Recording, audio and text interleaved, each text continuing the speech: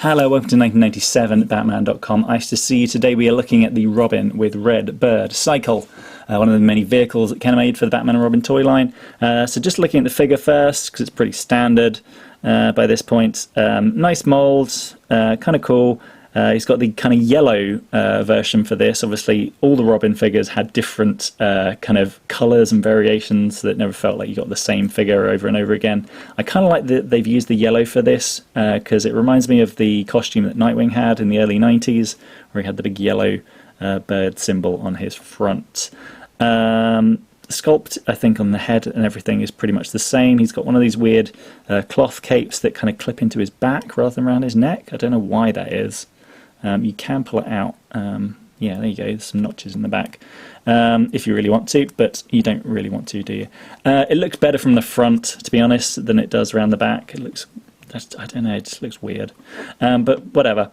Let's move him to one side because that's it. There's no accessories that he comes with apart from this giant motorcycle, which is very cool. It's a decent representation, I think, of how the vehicle looked in the movie, you know, covered in Robin symbols there and on the wheels and all these kind of red lines and everything. It's quite vibrantly painted, you know. It'd be cool if it glowed like it did in the movie, but I think they painted it quite brightly, so it doesn't really matter. Yeah, the kind of wheel turns there. So I thought that would turn, but it's not. That's holding the wheel in place. You know, there's a bit of detailing on the kind of engine there. Not too much, but you know, they've made an effort.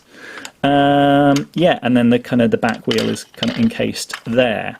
So one of the disappointing things is he doesn't sit like he did in the movie, or like other you know, motorcycle things would do, where you kind of sit it and he's sitting either side.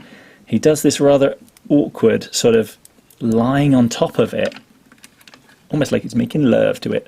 No, I guess it reminds me a little bit of the bike in Dark Knight the Batman had, but I don't know, it just looks a bit weird, sort of lying on top of it. There are some cool play features with it though, so much like some of the other toy lines that Kenner did, you've got these little flipper things that flip out kind of either side. So you can sort of like have your enemy there and kind of knock him down. What else do you have? You have the standard kind of massive Kenner missile. Let's try and shoot this Bane. So there's this little button there, and it right in the crotch. Okay, and then the last play feature, which I didn't notice for a long while, is actually on the bottom, and I wondered what the heck this was. I thought it was like a kickstand, but actually if you push it back, there's a little rocket in there. And it just sort of like falls down, so it makes it look like it's going up. So there you go, as if he's kind of up into the air, which is the kind of thing that would happen, I think, in a Joel Schumacher Batman movie. Vehicles would just kind of shoot in the air, well, rockets and stuff. But anyway, that is your Robin Redbird cycle. It's kind of cool. I kind of like it. That little kickstand thing at the bottom actually makes it a little bit difficult to really get much momentum on it. Yeah, I kind of like it. I wish they had gone for more of a traditional, you know, like they did with the motorbike for Batman Forever, where he could just sit on it like a normal person. But you know, whatever. It's kind of cool, and obviously, you know, this is one of the vehicles that he had in the movie.